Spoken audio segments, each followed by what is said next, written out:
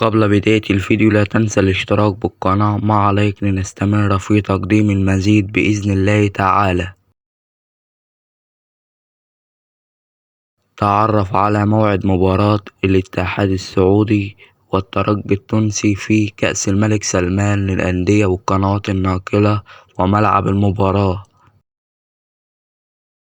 موعد المباراة الخميس 27/7/2023 توقيت المباراة الساعة 10 مساء بتوقيت مصر.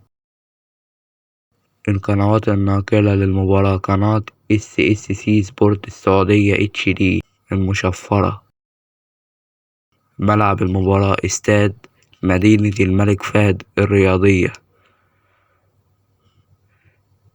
في نهاية الفيديو لا تنسى الاشتراك بالقناة مع لايك لنستمر في تقديم المزيد بإذن الله تعالى.